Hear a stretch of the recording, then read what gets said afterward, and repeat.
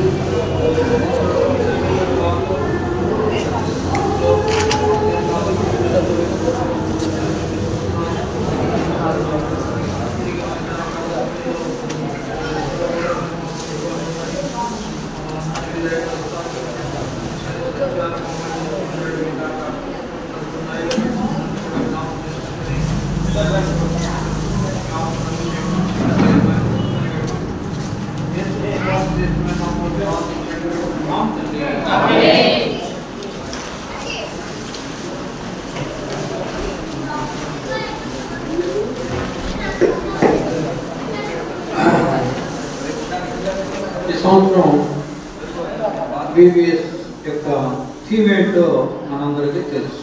ఏంటి చెప్పండి ఒకసారి. చెప్పండి.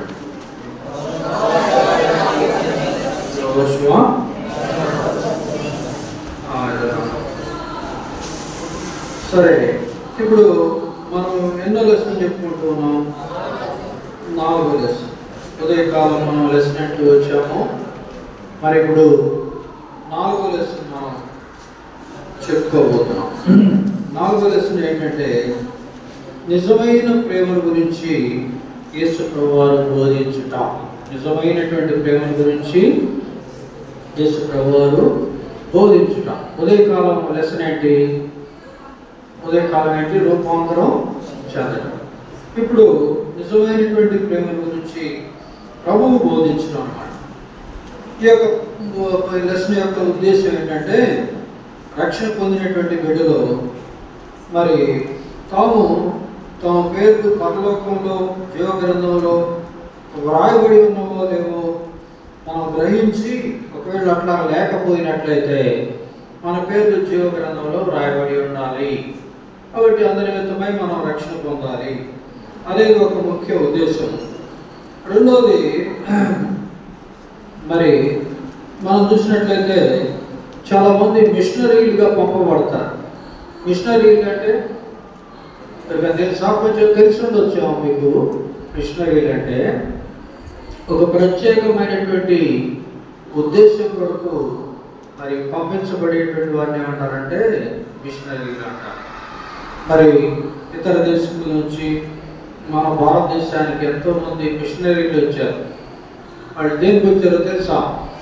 మన దేశంలో ఉన్నటువంటి ప్రజలకి సేవ చేయడానికి వచ్చారు. సర్వీస్ చేస్తూనే, సేవ చేస్తూనే దేవుని యొక్క ప్రేమను ప్రకటిస్తూ వచ్చారు. దేవుని సువార్తను ప్రకటిస్తూ వచ్చారు. అనేక మందిని దేవునిలోకి నడిపిస్తూ వచ్చారు. వారి సేవ పరిచర్య చాలా గొప్పదన్నమాట. మరి అటువంటి మిషనరీలుగా పంపబడటానికి, సేవా పరిచర్యకు పంపబడటానికి నిజంగా మనం కూడా ఒకవేళ సిద్ధపడి ఉంటే, క్రీస్తు ప్రేమ ఎలాంటిదో మనం తెలుసుకొని మనం కూడా ఒకవేళ ఆ పిలుపు కనుక మనకు ఉన్నట్లయితే మనం కూడా అట్లా సిద్ధపడాలనేది చెప్పగలిగేది దేవుని యొక్క ప్రేమని మనం జ్ఞాపకం చేసుకోవడమే వాటి యొక్క ముఖ్య ఉద్దేశం. ఒకసారి మనం లూకాసు వార్తలోకి వద్దాం. లూకాసు వార్త 10వ అధ్యాయం. లూకాసు వార్త 10వ అధ్యాయంలోకి రండి.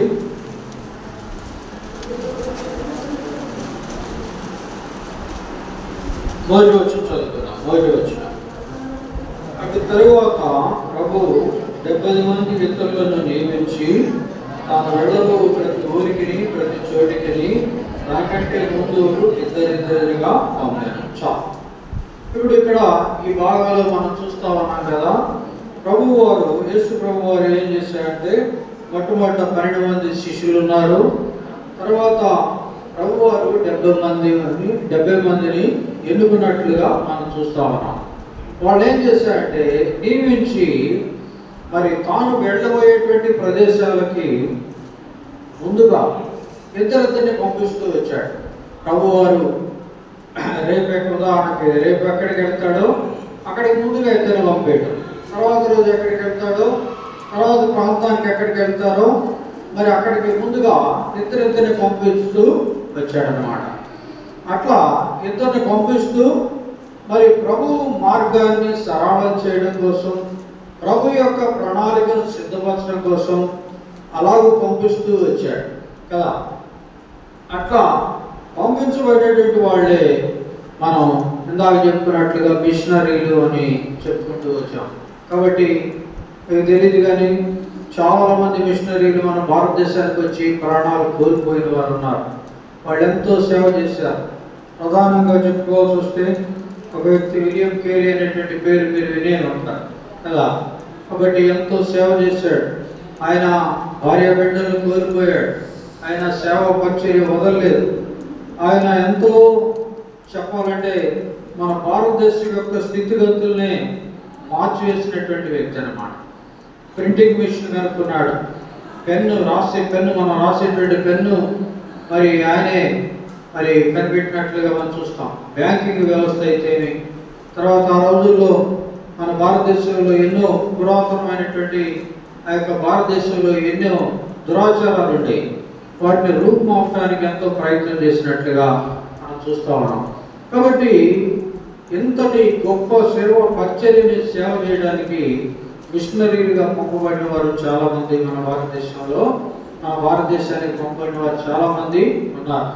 భారతదేశమే కాదు, ఇతర దేశాల నుండి మిగిలిన ఇతర దేశాలకు చాలామంది కూడా మిషనరీలుగా వెళ్ళిన వారు చాలామంది ఉన్నారు. కాబట్టి పిల్లరా, ఇక్కడ మనం గమనించినట్టయితే పిల్లరా, యేసు ప్రభువు వారంట 70 మంది శిష్యుల్ని ఎన్నుకున్నారంట. వారిని కూడా పంపిస్తూ వచ్చాడు. ఆయా గ్రామాలకు పంపిస్తూ వచ్చాడు. ఆయా చోట్ల పరిచయం చేయడానికి పంపిస్తూ వచ్చాడు. తనకంటే ముందుగా వెళ్ళి పని చేయండి అని చెప్తూ వచ్చాడు. వాళ్ళు అట్లా వెళ్ళి అక్కడ ఆ గ్రామాల్లో ఆ పని చేయడం చేస్తూ వచ్చారు. ప్రభు రావడానికి ముందుగా వారు వెళ్ళి ప్రభువుని గురించి, ప్రభు ప్రేమను గురించి, ప్రభు యొక్క సువార్తను ప్రకటిస్తూ వారు దేవుని రాజ్యం సమీపించని చెప్పి వారు ప్రకటన చేస్తూ వచ్చారు కదా. కాబట్టి పిలువబడినటువంటి వారు వాళ్ళకు అప్పగించబడినటువంటి పని బాధ్యత వాళ్ళు నెరవేరుస్తూ వచ్చారు. కాబట్టి దేవుడు ప్రభువారు ఆ 70 మందిని పిలిచి వారిని ఎన్నుకొని వారికి చేయాల్సినటువంటి పని తెలియజేస్తూ వచ్చారు. కాబట్టి పిల్లల గమనించినట్లయితే మీరు కూడా ఒకవేళ ఈ మధ్యాహ్న కాల సమయంలో మరి ఎన్నో వీవిఎస్లకు వచ్చి ఉంటారు, కానీ గతంలో కూడా వీవిఎస్కి వచ్చి ఉంటారు. ఈ వీవిఎస్ కూడా మీరు వచ్చున్నారు, ఎంత ధన్యులు అని చెప్పుకోవాలి. కాబట్టి దేవుని యొక్క ఉద్దేశం, దేవుని యొక్క చిత్తం, దేవుని యొక్క ఏర్పాటు లేకుండా మీరు ఈ స్థలంలో ఈ సమయంలో మరి కూర్చొని ఉండకూడదు, దేవుని యొక్క చిత్తం లేకపోయినట్లయితే. కాబట్టి మీరు ఈ స్థలంలో ఈ సమయంలో ఉన్నారంటే అది దేవుని యొక్క ఏర్పాటు, దేవుని యొక్క ప్రణాళిక. ఒకవేళ మీరు రక్షణ పొందుంటే సరే, కానీ ఒకవేళ రక్షణ పొందకపోయి ఉంటే ప్రభుని చేర్చుకొని హృదయంలో ప్రభువుని అంగీకరించి మరి ప్రభు వైపు తిరిగినట్లయితే ఆయన నీకేం పని చెప్పాలో, నీకేం బాధ్యత అప్పగించాలో అది ఆయన నీకు తెలియజేసేవాడుగా ఉంటాడు. కాబట్టి 70 మందిని అప్పగించి ప్రభు వారు ఏం చేశారంటే వాళ్ళని ఆ గ్రామాల్లోకి పంపించినట్లుగా మనం చూస్తూ ఉన్నాం. వాళ్ళు ఇప్పుడు ఏం చేయాలంటే వెళ్ళి మరి కోత విస్తారంగా ఉన్నది, ఇప్పుడు ఏం చేయాలంటే పని వారిని పంపమని ప్రభువుని వేడుకోవాలని చెప్పి అక్కడ తెలియజేస్తా ఉన్నాడు. చూడండి ఒక మాట 2వ వచనం చదువుకుందాం. 2వ వచనం చదువు. పంపినప్పుడు ఆయన వారితో ఇట్లను కోత విస్తారంగా ఉన్నది కానీ పరివారు కొద్దిమంది, కాబట్టి కోత యజమాని తన కోతకు పనివారిని పంప వేడుకున్నది. ఏం చెప్పాయంటే ప్రభువారు కోత విస్తారంగా ఉందంట, పనివారు అయితే కొద్దిమంది మాత్రమే అన్నారంట, చాలా తక్కువ మంది అన్నారు. కాబట్టి ఈ కోత పనికి పనివారిని పంపమని ప్రభువుని వేడుకొనుడి అని తెలియజేస్తా ఉన్నాడు. మనం చూస్తాం కదా, వ్యవసాయం పంట వేస్తారు, ఆ పైరు కోతకు వచ్చినప్పుడు ఏం చేస్తారంటే అది కోస్తారు, కొయ్యాలన్నమాట. లేకపోతే ఏమైందంటే ఆ పంట పాడైపోతుంది, పురుగు పడుతుంది. మరి ఇక అది తర్వాత దేనికి పనికిరాదు. ఏదైనా వర్షం పట్టి పురుగు పడితే, వర్షం పడితే ఇక దేనికి పనికిరాదు అన్నమాట. దాన్ని తగిన సమయంలో ఏం చేయాలంటే దాన్ని కోత కొయ్యాలి. కాబట్టి కోత విస్తారంగా ఉన్నది, కొయ్యాల్సిన సమయంలో కొయ్యకపోతే నష్టపోతాడు వ్యవసాయదారుడు. అట్లాగే ఇప్పుడు కూడా ఈ వెళ్ళినటువంటి శిష్యులు ఏం చెప్పాలంటే, మరి ఎంతో కోత విస్తారంగా ఉంది, అయితే పనివారు లేరు. ఎవరు లేరన్నా? పనివారు లేరు. పనివారు చాలా తక్కువ మంది ఉన్నారు. కాబట్టి దేవుని గురించి, ప్రభుని గురించి ప్రకటించేవారు లేరు. మరి ఎంతోమంది ప్రజలు లోకంలో చెడిపోతూ ఉన్నారు, నరకానికి పోతూ ఉన్నారు, సమీపంగా ఉంటూ ఉన్నారు. అయితే వారికి సువార్త ప్రకటించాల్సినటువంటి పని ఎంతో అవసరంగా ఉంటా ఉన్నది. అయితే బోధించేటువంటి వారు, సువార్తను బోధించేటువంటి వారు, పనివారు లేదన్నమాట. అందుకని వీరు ఏం చేస్తారంటే, కోత యజమానుని తన కోతకు పనివారిని పంప వేడుకొనుడి అని చెప్పి చెప్తా ఉన్నాడు ప్రభువారు. కాబట్టి వాడు ఆ విధంగా చెప్పి ఆ 70 మంది శిష్యుల్ని ఏం చేశారంటే ప్రభు పంపించినట్లుగా మనం చూస్తా ఉన్నాం. కాబట్టి కోత విస్తారంగా ఉంది, ప్రార్థించండి ఎట్లా అని చెప్పి. మీరు కూడా ఏం చేయాలంటే, రక్షణ పొందినటువంటి బిడ్డలు లేదా దేవుని ప్రార్థించేటువంటి బిడ్డలు ఏం చేయాలంటే ప్రభువుని ప్రార్థించండి. ప్రభువా, లోకంలో ఎంతోమంది నాశనానికి సమీపంగా ఉన్నారు, నిత్య నరకానికి పాత్రులుగా ఉంటా ఉన్నారు.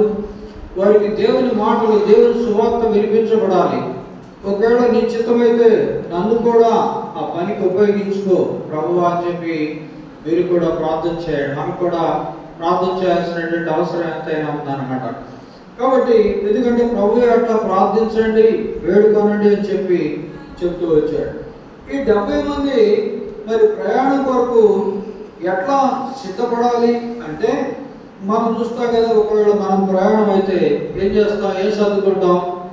ఒకవేళ మనం ఇక్కడి నుంచి వేరే ఊరు ప్రయాణమై వెళ్ళాలి, ఏమేమి సర్దుకుంటాం? ఒక జత బట్టలు, బ్రష్లు, టూత్పేస్ట్లు, టవల్స్ ఇవన్నీ సర్దుకుంటాం కదా. అయితే వీళ్ళకి ప్రభు ఏం చెప్పారంటే, ఒక మాట చూద్దామంటే అక్కడే లూకాసు సువార్త 10వ అధ్యాయం, లూకాసు సువార్త 10వ అధ్యాయం చూడండి, 3వ వచనం.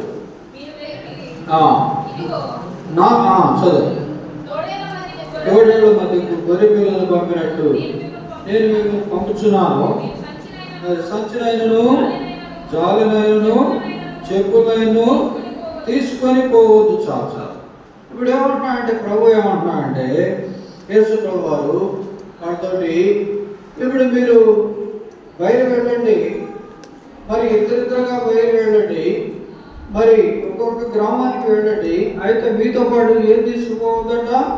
ఏమి తీసుకుపోవద్దు. సంచి తీసుకోకూడదు, జాలే అంటే సంచి లాంటిది అది కూడా, మరి అట్లాంటిది తీసుకెళ్ళొద్దు, మరి చెప్పులు తీసుకెళ్ళొద్దు, ఇవేవి కూడా తీసుకెళ్ళొద్దు. కాబట్టి ఎందుకు ప్రభు అట్లా చెప్తున్నాడు? మనమైతే మరి తీసుకెళ్ళాలి కదా, తీసుకెళ్ళకపోతే అక్కడ మరి వేరే ఊరు పోతే మనం ఇబ్బంది పడతాం కదా. అంటే మరి ప్రభు చెప్తున్నాడు కదా, అక్కడ మీరు ఏం చేయాలంటే ఏదైనా ఒక గృహంలోకి వెళ్ళాలి. మీరు వెళ్ళినటువంటి గ్రామంలో లేదా పట్టణంలో ఏం చేయాలంటే ఏదైనా ఒక గృహంలోకి వెళ్ళాలి. ఆ గృహంలోకి వెళ్ళి మీరు అక్కడ ఆ గృహంలో కనుక సమాధాన పాత్రుడు కనుక ఉండి మిమ్మల్ని ఆహ్వానిస్తే, మిమ్మల్ని లోపలికి రమ్మని ఆహ్వానిస్తే మీరు ఆ గృహంలోకి వెళ్ళి అక్కడే ఉండొచ్చు. ఆ రోజుల్లో వాడుకున్నటువంటి ఆచారం ఏంటంటే, ఎవరైనా ఊర్లోకి లేదా పట్టణంలోకి కొత్త వ్యక్తి వస్తే వాళ్ళని భోజనానికి ఆహ్వానించడం పరిపాటు అన్నమాట, అలవాటు. అట్లా కాకుండా కనుక ఎవరైనా కానీ ఆహ్వానించకపోయినట్లయితే వాళ్ళ మీద అందరూ మరి కోపంగా ఉంటారన్నమాట. కాబట్టి వాళ్ళతో ఎవరు మాట్లాడరు. కాబట్టి అందుకని ఏం చేయాలంటే అందరూ మరి ఎవరైనా కొత్త వాడు వస్తే వారిని తమ గృహంలోకి ఆహ్వానిస్తారు. మనల్ని కూడా అట్లానే ఆహ్వానిస్తే బాగుండు. మన ఏదైనా ఊరు వెళ్ళినప్పుడు, పట్టణం వెళ్ళినప్పుడు మా ఇంటికి రండి, భోజనం చేయండి, మమ్మల్ని ఉండండి, మీరు ఉన్న రోజులు అని చెప్పి మనల్ని కూడా ఎవరైనా ఆహ్వానిస్తే బాగుంటుంది. మనల్ని ఎవరు కూడా ఆహ్వానిస్తారు అలా. కాబట్టి మరి మన పరిచర్య, మన పరిస్థితి మనం చూసుకోవాల్సింది. అయితే ఆ రోజుల్లో అట్లా లేదు. ప్రభువు వారు బోధించినటువంటి మాట ఏమిటంటే వాళ్ళకి, మీరు సంచినైన్ను మళ్ళీ చదువు 2వ వచనం, 3వ వచనం, జాలనైన్ను ఏమీ తీసుకొని పోకూడదు, ఎవరినైనా ప్రశ్నలు అడగద్దు. ఎందుకు అని అంటే ఒక మాట అక్కడ 7వ వచనం చదువుదాం. 7వ వచనం చదువుదాం.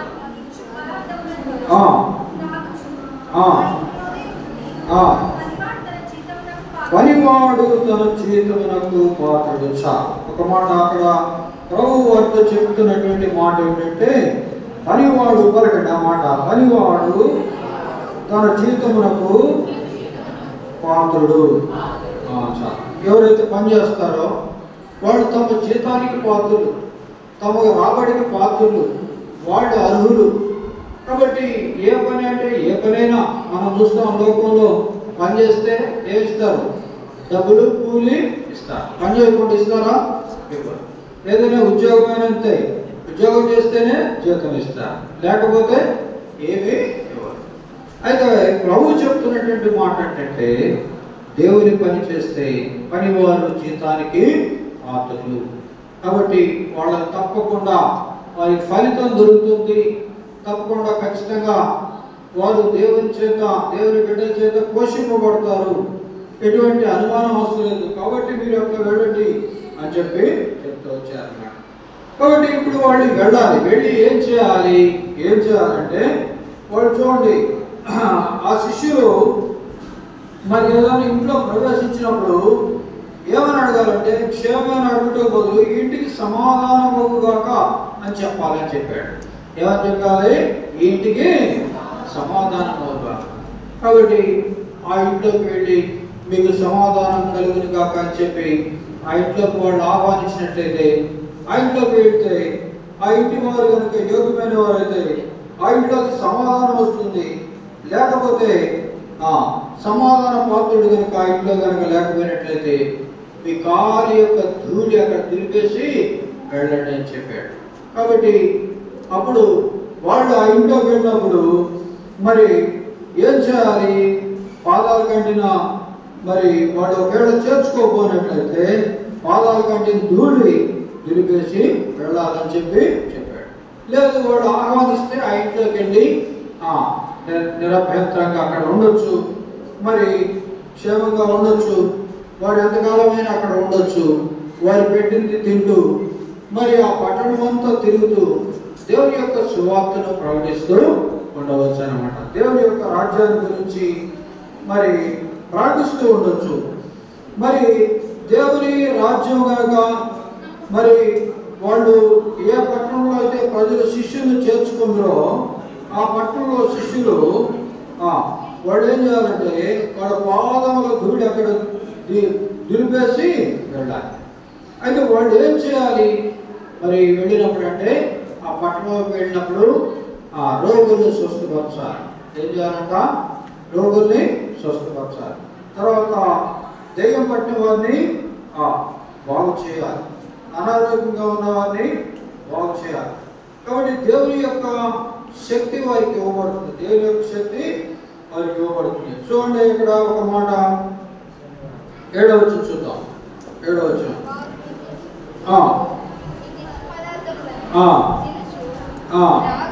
త్రాగుచు ఆ ఇంట్లోనే ఉండి పనివాడు తన జీతమునకు పాత్రుడు ఇంటింటికి తిరగ. 9వ వచనం చదువుతున్నాం. 9వ వచనం, అందులోనున్న రోగులను స్వస్థపరచుడి, దేవుని రాజ్యము మీ దగ్గరికి వచ్చినదని వారు చెప్పారు.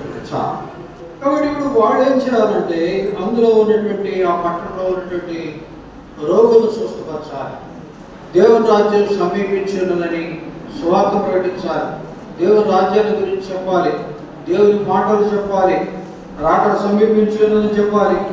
కాబట్టి మరి ఎవరికైనా బాగాపోతే వారిని స్వస్థపరచాలి. ఇవన్నీ వారు చేయాల్సినటువంటి పనులుగా ఉంటా ఉన్నాయి. కాబట్టి వాళ్ళు మనం చూసినట్లయితే దేవుడు ప్రభువారు ఏం చేశాడంటే ఆ 70 మంది వెళ్ళేటప్పుడు వారికి ఆ అధికారం ఇచ్చాడు, స్వస్థపరిచేటువంటి అధికారం ఇచ్చాడు, రోగులు బాగు చేసేటువంటి అధికారం ఇచ్చాడు. తర్వాత వారికి మరి దేవుని వాక్యాన్ని ప్రకటించేటువంటి అధికారము ఇచ్చాడు. వాళ్ళు ఆ పట్టణంలో వారిని చేర్చుకున్నట్లయితే సరే, ఆ పట్టణంలో కనుక వారిని చేర్చుకోపోయినట్లయితే శిక్ష వారి మీదకి వచ్చేదిగా ఉంటుందన్నమాట. చూడండి ఒక మాట 10వ అధ్యాయం, లూకా సువార్త 10వ అధ్యాయం 10వ వచనం. చదువు. వారు మమ్మల్ని చేర్చుకోలేకపోయినా మీరు దాని వీధుల్లోనికి పోయి ధూళిని కూడా మీ ఎదుటనే దులిపివేస్తున్నాము, అయినను దేవుని రాజ్యము సమీపించి ఉన్నదని తెలుసుకోండి చెప్పుడి. ఆ పట్టణపు గతి,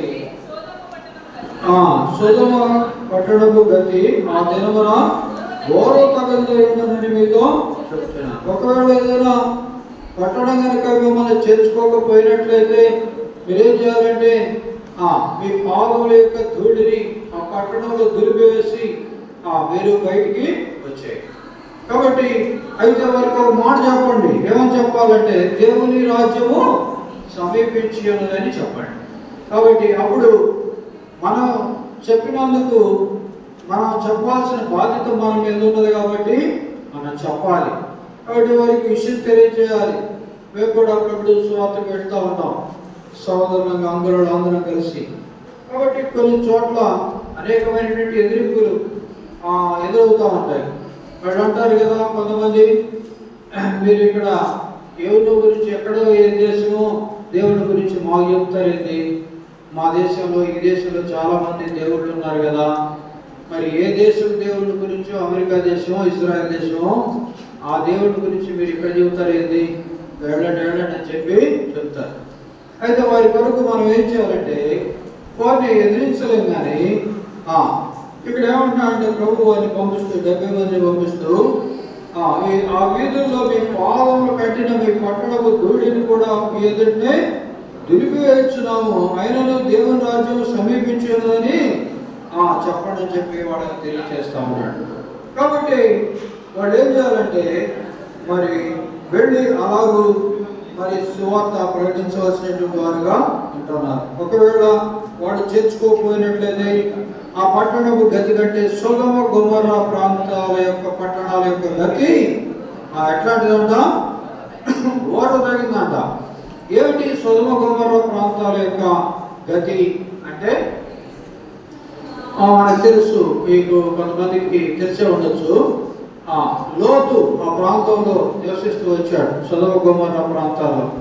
ఆ ప్రజలు ఎలాంటి వారంటే భయంకరమైనటువంటి పాపంలో ఉన్నటువంటి ప్రజలుగా ఉంటున్నారు. కాబట్టి ఆ ప్రజలు అంతా మరి భయంకరమైన ఘోరమైనటువంటి పరిస్థితిలో ఉన్నప్పుడు దేవుడు ఆ పట్టణాల మీద అగ్ని గంధకాన్ని కురిపించాడు. ఆ పట్టణాల్లో అంట ఇప్పుడు కూడా చూసిన వారు చెప్తారు, ఆ పట్టణంలో ఆ భూమి మీద చిన్న మొలకు కూడా మొలదంట. కాబట్టి నల్లగా భూమి పైభాగం అంతా కూడా మాడిపోయి ఉంటుందంట. ఎందుకంటే దేవుని యొక్క ఉగ్రత ఆ పట్టణం మీద కుమ్మరింపబడింది. కాబట్టి ఆ పట్టణాల గతి ఎట్లా ఉందంటే అది భయంకరమైన స్థితిలో ఉంది. ఒకవేళ ఎవరైతే ఏ పట్టణవస్తులైతే మిమ్మల్ని చేర్చుకోరో మీరు కూడా మీ యొక్క కాలి ధూళిని అక్కడ దులిపేసి రండి.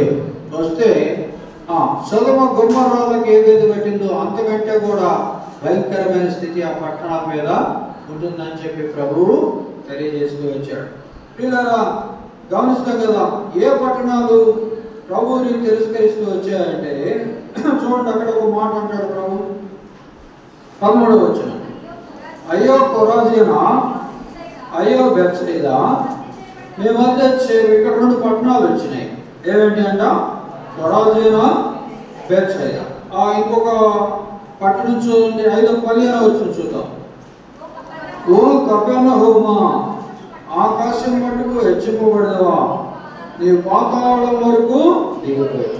ఇక్కడ 3 పట్టణాలు కనబడతా ఉన్నాయి ప్రభువాన్ని చేర్చుకునేటువంటి పట్టణాలు, కొరాజీనా, బెత్సయిదా, కపెర్నహూము అనేటువంటి పట్టణాలు కనబడతా ఉన్నాయి.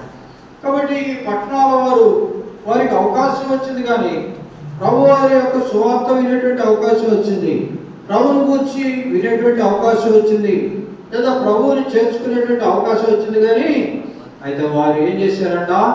నిర్లక్ష్యం పెట్టారు. మరి సమయం ఇవ్వలేదు, తరుణాన్ని పోగొట్టుకున్నారు, సమయాన్ని పోగొట్టుకున్నారు. మరి అందుకని ఆ పట్టణాల గతి ఎట్లా ఉంటుందంటే, మరి సొదొమ గొమొర్రా ప్రాంతాల కంటే కూడా ఈ పట్టణాల గతి భయంకరంగా ఉంటుందని చెప్పి ప్రభువు సెలవిస్తూ వచ్చాడు. కాబట్టి వాళ్ళకు తరుణం ఇవ్వబడింది, కానీ వాళ్ళు త్రోసివేసిన వారుగా ఉంటామన్నారు.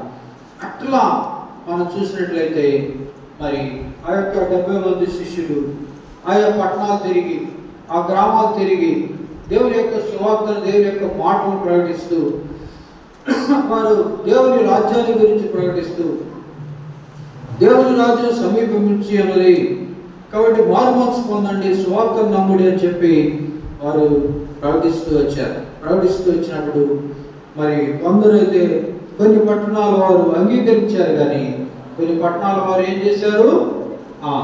వాళ్ళు మరి అంగీకరించలేదు కదా, చేర్చుకోలేదు, తరుణము అవకాశం ఇవ్వలేదు.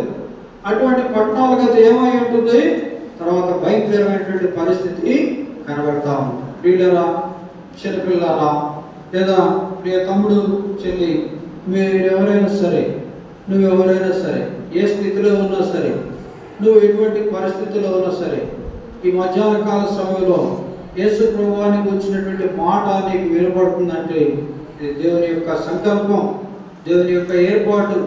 ఒకవేళ నువ్వు దేవుని చేర్చుకున్నావా, నీ హృదయంలోకి అంగీకరించావా, నువ్వు తరుణం ఇచ్చావా, అవకాశం ఇచ్చావా, మంచిదే. అయితే ఇంకా ఎవరైతే ప్రభువుని చేర్చుకోలేదో, అవకాశం ఇవ్వలేదో, అట్టి వారి పరిస్థితి ఏముంటుందంటే, అట్టి వారికి నిత్య నరకాగ్ని, నరకం సిద్ధంగా ఉంటుంది అని చెప్పి మనకి వాక్యంలో చెప్పబడతా ఉంది, గమనిస్తాం కదా. కాబట్టి ఒకవేళ ఎవరైనా మీరు ఈ మధ్యాహ్న కాల సమయంలో దేవుని ప్రభువుని నీ హృదయంలో కనుక చేర్చుకోకపోతే అవకాశం ఇవ్వు, తరుణం ఇవ్వు.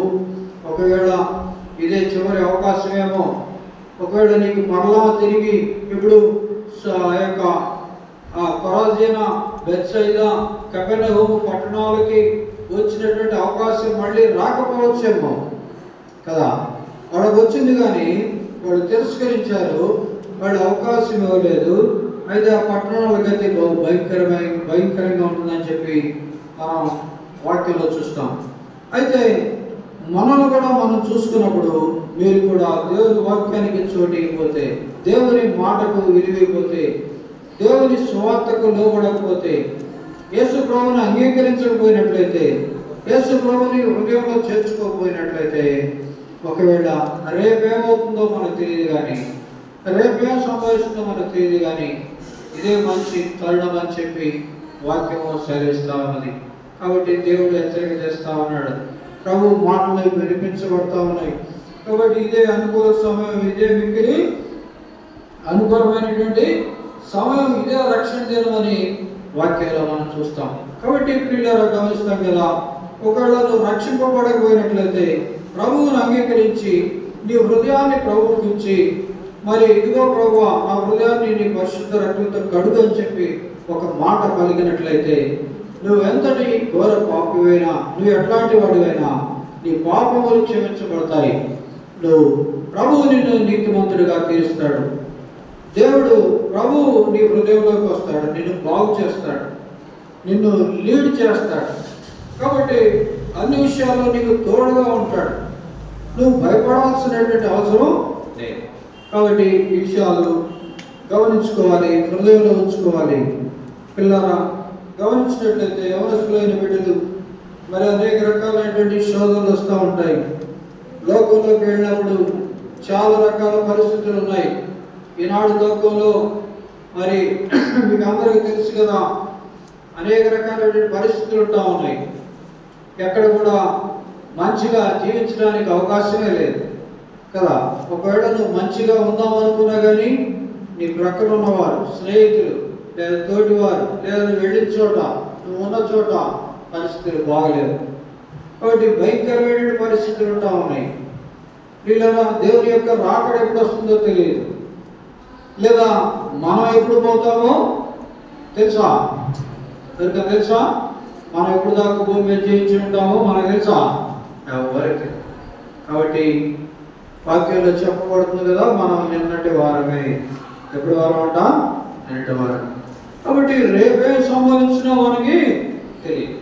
కాబట్టి సమయం ఉండగానే ఇప్పుడు ఆ పట్టణాలు చెప్పబడినట్లుగానే దేవుని మాట నీ దగ్గరికి వచ్చినప్పుడు, నీ హృదయాన్ని తాకినప్పుడు, నిన్ను దేవుడు హృదయం బయట నిలబడి నీ తలుపు తట్టినప్పుడు, హృదయం అనేది తలుపు తట్టినప్పుడు నువ్వు అంగీకరించు. దేవునికి అవకాశమే, తరుణమే. కాబట్టి దేవుని చేర్చుకో. దేవుడు నిన్ను బాగు చేస్తాడు. దేవుడు నిన్ను మరి నడిపిస్తాడు. అన్ని విషయాల్లో నిన్ను అభివృద్ధి చేస్తాడు. గమనించు. ఒకసారి ప్రభువా నన్ను బాగు చేయి, నన్ను లీవ్ చేయి, నన్ను నడిపించు, నా హృదయంలోనికి రా, నన్ను శుద్ధినిగా చేయి, నా పాపములను క్షమించని ఒక మాట అడిగినట్లయితే ప్రభు నిన్ను క్షమించేవాడు అంటాడు. గమనిస్తాం కదా. అయితే మరి తమ్ముళ్ళు చెల్లెళ్ళు ఇక్కడ గమనించినట్లయితే శిష్యులు వెళ్ళారు, వాళ్ళు చెప్పాల్సిందంతా కూడా చెప్పారు. వాళ్ళు ఏం చేశారంటే తిరిగి ఇప్పుడు మరలా వచ్చారంట యేసు ప్రభు వారి దగ్గరికి. ప్రభు వారు పంపించారు కదా, మరలా వాళ్ళు ఎట్లా వచ్చారంటే యోగా సువార్త 10వ అధ్యాయం ఒక మాట చూడండి. 10వ అధ్యాయం 17వ వచనం చదువుదాం. 17వ వచనం. 70 మంది శిష్యులు సంతోషంతో తిరిగి వచ్చి, ప్రభువా దయ్యములు కూడా నీ నామం వల్ల మాకు లోబడుచున్నవి. ఇప్పుడు ఈ 70 మంది తిరిగి వచ్చారట.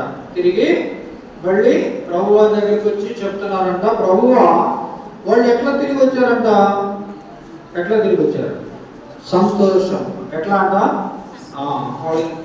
ఎప్పుడు సంతోషంతో తిరిగి వస్తాము? మనం ఎప్పుడన్నా మనకు అప్పగించబడినటువంటి పని కనుక మనం పూర్తి చేసుకొని అది సక్సెస్ఫుల్గా పూర్తి చేసుకొని మళ్ళా మనం తిరిగి వచ్చినట్లయితే సంతోషంగా వస్తాం. అవునా కదా? ఇప్పుడు ఉదాహరణకి మీరు ఇంటర్మీడియట్ 10th క్లాసు ఇంటర్మీడియట్ లేదా నీట్ ఏదో రాశారు, మంచి ర్యాంకు మంచి మార్కులు మంచిగా పాస్ అయ్యారు అనుకోండి, అప్పుడు ఎట్లా వస్తారు? రిజల్ట్ చూసుకొని ఇంటికి చాలా సంతోషంగా వస్తారు కదా. అట్లానే మరి ఈ 70 మంది శిష్యులు కూడా వెళ్ళిన వాళ్ళు తిరిగి సంతోషంగా వచ్చారట. సంతోషంగా వచ్చి ఏమని చెప్తున్నారు? ప్రభువా నీ నామమున, చూడండి అక్కడ మాట 17వ వచనం, దయ్యములు కూడా నీ నామం వలన మాకు లోబడుచున్నవని చెప్తాను. ఎవరితో చెప్తున్నారు? ప్రభుతో చెప్తున్నారు. కాబట్టి చూడండి, వాళ్ళు సంతోషంగా ప్రభు అంటే అప్పుడు వాళ్ళు ఏం చేస్తుంటారు? దయ్యాలని ప్రభు నామంలో ఏం చేస్తుంటారు? వెళ్ళబెట్టుంటారు కదా. ఎప్పుడైనా మీరు చూసారా? ఎప్పుడన్నా యేసు ప్రభు నామంలో దయ్యాలు పోవడం ఎప్పుడైనా చూసారా? ఎక్కడ చూసారా? అబద్ధాలను పెట్టినటువంటి మనుషులు ఎక్కడ చూడలేదా? చూస్తే ఎప్పుడైనా మీరు గమనించుంటే చూడండి, సామాన్యంగా లోపు యేసు నామం అంటే అది వెళ్ళిపోతాయి అన్నమాట. అంటే ఒక్కోసారి అట్లా కూడా లొంగం అన్నమాట. ఎంతో ఉపవాసం ఉండి ప్రార్థన చేస్తే కనుక లొంగం కదా. అట్లా ఉంటాయి. ఒకసారి నా జీవితంలో ఒక చిన్న ఇన్సిడెంట్ ఒకటి జరిగిందన్నమాట. ఏమైందంటే ఒక అబ్బాయి, మేము ఒక వేరే ఊళ్ళో ఉంటా ఉన్నాము. మా ఇంటి పక్కన ఒక అబ్బాయి ఉన్నాడు. అంటే వాళ్ళకి 2 పిల్లలు, తల్లి తండ్రి వాడికి పనులకి వెళ్ళేవాడు. ఈ అబ్బాయి చాలాసేపు నుంచి ఏం చేస్తున్నాడు అంటే ఏడుస్తూ ఉన్నాడు. పిల్లడు వాడు 7th క్లాస్ 8th క్లాస్ చదువుతున్నాడు. వాడు చాలాసేపు నుంచి ఏడుస్తూ ఉన్నాడు.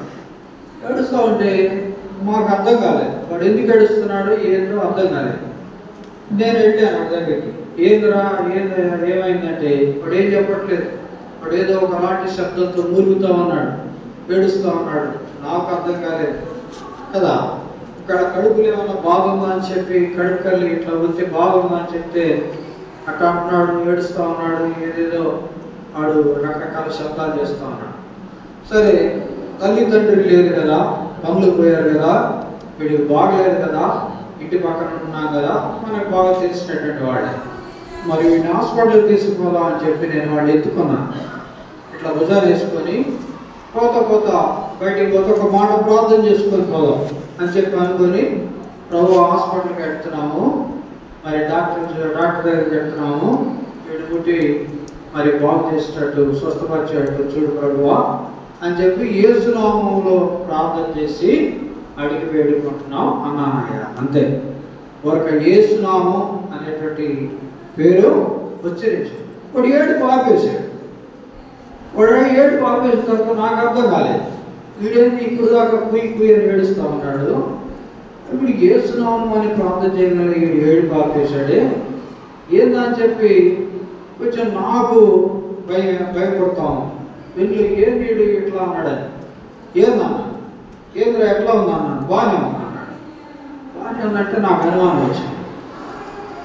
ఏంది మరి ఇప్పుడు దాకా ఏడుస్తూ ఉన్నావు కదంటే నేను ఎప్పుడు ఏడ్చాను అన్నాడు.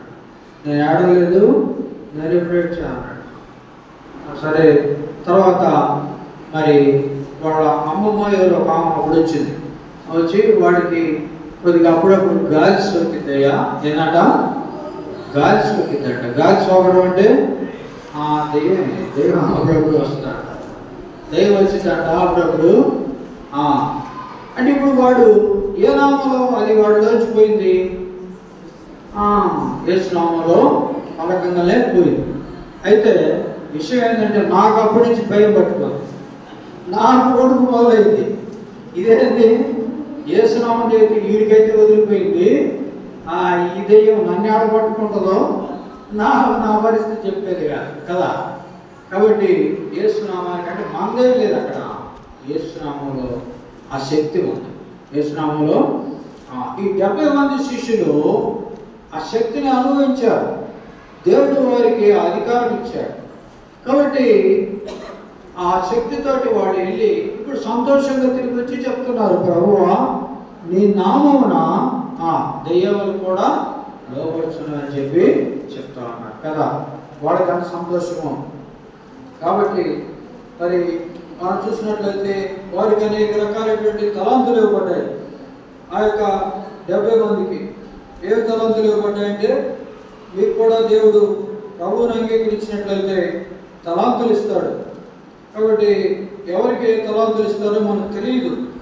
మీరు ప్రార్థించారు, దేవుని ఎరిగిన వారుగా ఉంటే మరి దేవుని అడగండి, ప్రభువా నాకే తలాంతు ఇచ్చామని అడగండి. ఇక్కడ చూడండి, ఇక్కడికైతే సమాధానం పీస్, తర్వాత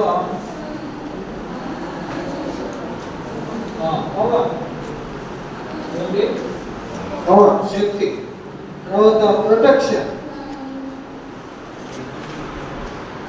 ఏంటంట భద్రత, తర్వాత హీలింగ్ అంటే స్వస్థత వరం. ఏ వరం? దేవుడు ప్రొటెక్షన్ అన్ని మనకి ఏం కావాలో, ఏ అవసరాలు అవసరమో అవన్నీ కూడా మనకి ఇచ్చేవాడుగా ఉంటాడు. ఆ వరం ఒకటి. ఇది చూడమ్మా, తుమ్ము సార్ మామూలు చూడండి. హీలింగ్ తర్వాత ఏంటి? హీలింగ్ అంటే స్వస్థపరిచే వరం. కొంతమంది దేవుడు అటువంటి వరం ఇస్తాడు. దైవజనులు మన మరి బక్సింగ్ తాతయ్య ఉన్నాడు కదా, బక్సింగ్ తాతయ్య అంట ప్రార్థన చేస్తే చాలా వరాలు ఉన్నాయి ఆయనకి. బక్సింగ్ గారి దైవజనులు బక్సింగ్ తాతయ్య. అయితే ఆయనకు ఉన్నటువంటి స్వస్థత వరం తీసేయమని ప్రార్థన చేశాడంట ఆయన కదా. చూడండి, ఎక్కడికైనా పోతే మరి ఆయన తాకి ప్రార్థన చేస్తే ఆ రోగం నయం అవుతుందంట. నయం అయితే వాళ్ళు దేవుని వదిలిపెట్టి బక్సింగ్ గారిని అమ్మో దయచేయండి అని చెప్పి ఆయన పూజించడం మొదలుపెట్టారు కదా. అందుకని ఆయన ఏం చేశాడంటే, ఈ స్వస్థ వరం నా పొద్దు ప్రభువా తీసేయని ప్రార్థన చేశాడంట. అంత గొప్ప దైవజనుడు ఆయన. తర్వాత అట్లా మరి ఆయన అనేక రకాలైనటువంటి వరాలు ఇచ్చిన వాడుగా అంటా ఉన్నాడు. మనం చూసినట్లయితే ప్రొవిజన్, ఇక్కడ చూస్తే గాడ్స్ వర్డ్ గాడ్స్ వర్డ్, దేవుని వాక్యం, దేవుని యొక్క మాట శక్తి. కొంతమందికి వాక్ శక్తి ఇస్తాడు దేవుడు, దేవుని యొక్క మాట చెప్పేటువంటి శక్తి ఇస్తాడు. కొంతమందికి స్వస్థపరిచే వరం ఉంటుంది, కొంతమందికి ప్రార్థన చేస్తే అద్భుతాలు జరుగుతాయి, కొంతమంది వాళ్ళు మరి ప్రార్థన చేస్తే చాలా అద్భుతాలు జరుగుతాయి. అటువంటి వరాలు ఇస్తాడు దేవుడు కదా. రకరకాల చాలా మందికి చాలా రకాల వరాలు ఉన్నాయి. అయితే మనం టీవీలో చూస్తున్నాం కదా, టచ్ అనగలనే ఏమవుతారు, చాలా మంది పడిపోతుంటారు కదా. అట్లా అడిగారు, అయితే అంతా కూడా అవన్నీ అట్లా రకరకాల పనులు చేస్తూ ఉంటారు. అవి వరాలు అనుకోపోకండి. కాబట్టి దేవుడు మనకిచ్చేటువంటి వరాలు చాలా ఉన్నాయి. మీరు ఒకవేళ రక్షింపబడి ఉంటే, ప్రభువా నాకేం వరం ఇచ్చావు, లేదా నాకేం వరం ఇస్తావు, నాకేం తలాంతు ఇస్తావు అని అడగండి, మీరు దేవుడు ఇస్తాడు తప్పకుండా. కాబట్టి దేవుడు ఇచ్చేటువంటి వరం అది మరి ఎన్నటికీ ఉండేటువంటిది, పవిత్రమైంది. కాబట్టి దానికోసం మీరు అడిగేవారు ఉండాలని చెప్పి మరి జ్ఞాపకం చేయబడుతున్నాం. ఈ తలాంతులన్నీ దేవుడు వారికి ఇస్తే వాడు వచ్చి ఏం చెప్తాడంటే, సంతోషం తిరిగి వచ్చి, అయ్యా నీ నామంలో దయ్యాలు కూడా మాకు లోబడుతున్నాయి అని చెప్తే ప్రభు అంటాడు కదా. ఒక మాట చూడండి, లోకాసు వార్త 10వ అధ్యాయం 20వ వచనం. అయ్యను దయ్యములు మీకు లోబడుచున్నవని మీ పేర్లు పరలోకమందు వ్రాయబడి ఉన్నవని సంతోషించడని చెప్పాడు. ప్రభు అని చెప్పంటే దయ్యాలు లోబడుతున్నాయని కాకుండా మీ పేర్లు పరలోకంలో ఎక్కడంట, జీవగ్రంథం మందు, ఎక్కడ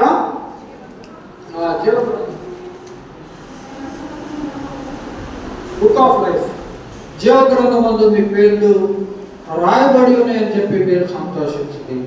కాబట్టి ఎవరైనా అట్లా జీవగ్రంథంలో పేర్లు కనుక రాయబడకపోయినట్లయితే మరి మధ్యాహ్నకాల సమయంలో దేవునితో మాట్లాడుతున్నాడు.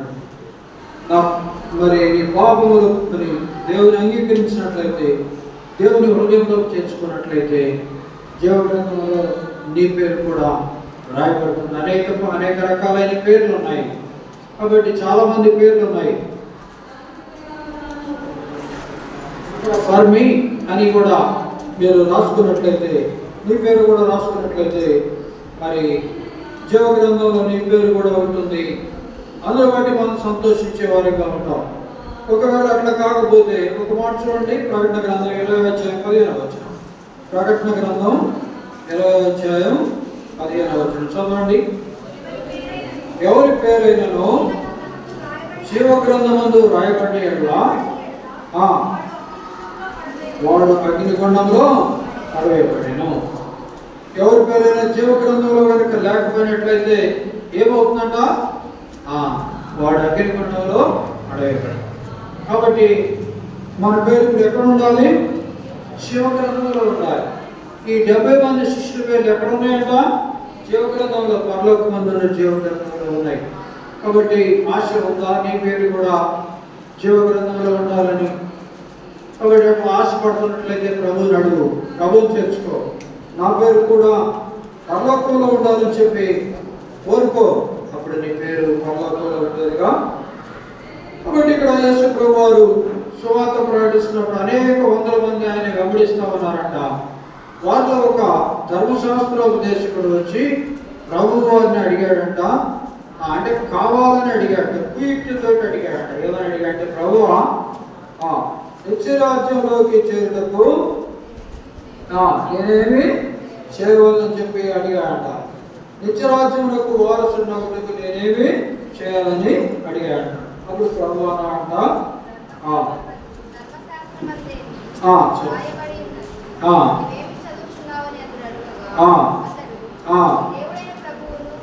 మాట చూడమ్మా, చదవమా మాట. నీ దేవుడైన ప్రభువును నీ పూర్ణ హృదయంతోనూ, నీ పూర్ణ మనసుతోనూ, నీ పూర్ణ శక్తితోనూ, పూర్ణ వివేకంతోనూ ప్రేమింపవలనని, నిన్ను వలె నీ పొరుగు అని ప్రేమింపవలనని రాయబడి ఉన్నదని చెప్పాను. అప్పుడు వాడు ఏం చెప్పాడంటే, ధర్మశాస్త్రోపదేశకుడు నీ పూర్ణ హృదయంతో నీ దేవుడిని అవ్వాలో పూర్ణ హృదయంతో, పూర్ణ వివేకంతో, పూర్ణ ఆత్మతో ప్రేమించాలి. నిన్ను వలె నీ పొరుగువారిని ప్రేమించాలి. అప్పుడు ప్రభు చెప్పాడు కదా, నువ్వు పోయి అట్లా చెయ్యి. నువ్వు పోయి మరి నీ దేవుని ప్రేమించు మాట, తర్వాత నీ పొరుగువాడిని ప్రేమించు.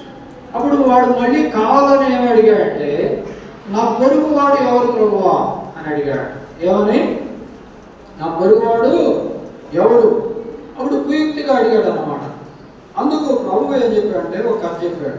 ఏం చెప్పాడంటే, అక్కడ ఒక మనుషుడు యెరూషలేము నుంచి ఎరుకో పట్టణానికి దిగి వెళ్తున్నాడు.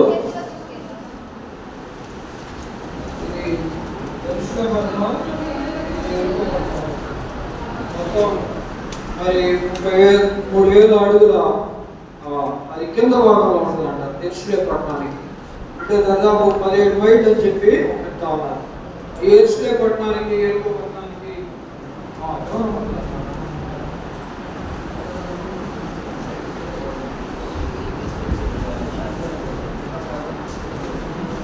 ఒక మనుషుడు వెళ్తా ఉన్నాడు. ఒక మనుషుడు వెళ్తా ఉంటే ఏమైందంటే ఆ దొంగ చేత పట్టబడ్డాడు. అయితే ఆ దారిలో ఒక యాజకుడు పోతా ఉన్నాడంట. అతను చూసి చూడనట్టు పోయాడంట. దొంగ చేత కొట్టబడి దోచుకోబడి రోడ్డు పక్కన పడవేయబడ్డాడు. ఇప్పుడు ఆ దారిలో ఒక యాజకుడు పోతా ఉన్నాడు, పట్టించుకోలేదు. తర్వాత ఒక లేవీయుడు పోతా ఉన్నాడు. ఒక లేవీయుడు కూడా పోతా ఉన్నాడంట, పట్టించుకోలేదంట. తర్వాత ఒక సమరయుడు అంట మరి అక్కడి నుంచి వెళ్తూ ఉన్నాడంట. మరి వెళ్తూ అతను చూశాడంట. దగ్గరికి వెళ్ళి ద్రాక్ష రసం పోసి నూనె పోసి అతన్ని స్వస్థపరిచి అతన్ని కోటకోట వారి ఇంటికి తీసుకువెళ్ళి అతన్ని బాగు చేసి తర్వాత అతనికి ఏమైనా కావాల్సింటే నేను ఇస్తాను, నేను మరలా వచ్చి ఇస్తాను, కాబట్టి ఇతను జాగ్రత్తగా చూసుకొని చెప్పి అట్లా చెప్పి వెళ్ళిపోయాడంట. కాబట్టి ఇప్పుడు మనం చూస్తాం కదా, మరి ప్రభు అడిగాడు మా ధర్మశాస్త్రం తెలుసుకోండి, ఈ ముగ్గురులో ఎవరు పొరుగువారంటే ఎవరంటే ఆ సమరయుడే. ఎవరు? సమరయుడే అని చెప్పాడు. అట్లాగే నువ్వు కూడా వెళ్ళి నిన్ను వలె నీ పొరుగువారిని ప్రేమించు అని చెప్తున్నాడు ప్రభు. కాబట్టి మన జీవితాల్లో కూడా మన పొరుగువారు, మనల్ని హింసించేటువంటి వారు, బాధించేటువంటి వారు, లేదా మనకేదైనా కీర్తలు పెట్టి వాళ్ళు ఎవరైనా సరే మన ఇరుగు పొరుగున ఉన్నవారు, వారిని ఏం చేయాలంట? ప్రేమించాలి. మొట్టమొదట మన పూర్ణ హృదయంతో, పూర్ణాత్మతో, పూర్ణ వివేకంతో, పూర్ణ ప్రేమతోటి ప్రభువుని ప్రేమించాలి. తర్వాత నిన్ను వలె నీ పొరుగువారిని, ధర్మశాస్త్రంలో ప్రాముఖ్యమైనటువంటి ఆజ్ఞలు ఇవి. కాబట్టి అట్లా చేస్తే దేవుడు అట్లా మరి మన వాళ్ళని నిన్ను వలె నీ పొరుగువారిని ప్రేమించని చెప్పి ఆ సమయం అక్కడ ధర్మశాస్త్రం చేసుకుంటూ చెప్పినట్లుగా మనం చూస్తా ఉన్నాం. కాబట్టి ప్రభువు కూడా పొరుగువారు ఉన్నారు. బేతనీ గ్రామంలో మార్తా మరియలు ఎంతగానో ప్రేమిస్తూ వచ్చారు ప్రభువుని, ఎంతో పరిచర్య చేస్తూ వచ్చారు. కాబట్టి మార్త ఎన్నో పనులు, విస్తారమైన పనులు పెట్టుకుంది. అయితే మరి అంట యేసు పాదముల మీద కూర్చుండి దేవుని యొక్క మాటలు వింటా ఉందంట. కాబట్టి మార్తాను అనేకమైన పనులు పెట్టుకున్నావు, కానీ అవసరమైంది ఒక్కటే. కాబట్టి మరి అది పట్టుకున్నది, అది ఎన్నుకున్నది. కాబట్టి పనులు చేయడం, దేవుని ఇంట్లో పనులు చేయడం చాలా ప్రాముఖ్యమైనది. అయితే దేవుని మాట వినటం, దేవుని వాక్యం వినటం కూడా చాలా ప్రాముఖ్యమైనటువంటి విషయం. ఈ విషయాన్ని గమనించి మన ప్రభు చెప్పినట్లుగా మన పొరుగువారిని ప్రేమించి మనం కూడా దేవుని వాక్యానికి ప్రాధాన్యత ఇచ్చి దేవునికి లోబడే వారు ఉండి మన పేరు జీవ గ్రంథంలో రాయబడినట్లుగా మనం కూడా ప్రభువుకి అప్పగించుకుందాం. మోకరించండి, ప్రార్థన చేసుకుందాం. అంకులు వచ్చి ప్రార్థన చేస్తారు. దయచేసి అన్నారండి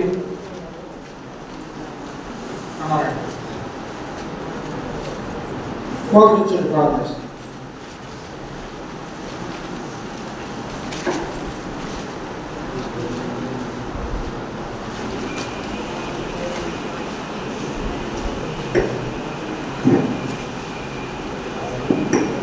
తండ్రి, శుక్రవారి నామమానాన్ని కాలంలో స్తోత్రం చెల్లిస్తున్నాం. రెండో దినము ప్రభువా సాయంకాలం వేడేసులో మీరు పిల్లలకి ఇచ్చినటువంటి మాటలు కొరకు స్తోత్రంలో చెల్లిస్తున్నాం. మీ ప్రేమ ఎంత గొప్పది, మీ విడల ఎవరి కాలంలో ఉన్నతమైనటువంటి ప్రేమను వారు నియమంగా గుర్తున్నట్లు వచ్చి ఆ పరమ తండ్రి కనికరించు వారిని ప్రేమించాలన్న సంగతిని జ్ఞాపకం చేసుకొచ్చిన మీ వాక్యాన్ని సమృద్ధిగా బిడలకి ఆయా కథల ద్వారా బొమ్మల ద్వారా తండ్రి మీరు వినిపిస్తున్న మీ ప్రేమ కొరకేస్తూ ప్రభావ ఎవరి కాలంలో సంపూర్ణంగా నీ కాడి కిందికి రాగలిగి నేను ఎరిగి ప్రాణదినాల్లో వారు కూడా సండే స్కూల్ టీచర్స్ ప్రభావ సేవకులు గొప్పవారుగా కావాలని ప్రయాసం దాదాపు వేసాలకు అప్పగిస్తున్నాను. మరి గ్రూప్ సెషన్ వెళ్తున్నారు, అనుకరించు టీచర్స్ని కూడా బలపరచు, బిడ్డలతో మాట్లాడి మీ వైపు వారిని మళ్ళించినట్లు సాయపడతాను. నాశని బలపరుస్తూ తెలుస్తూ యేసుక్రీస్తు వారి నామమున ప్రార్థించి అడిగి వేడుకుంటున్నాము తండ్రి, ఆమేన్.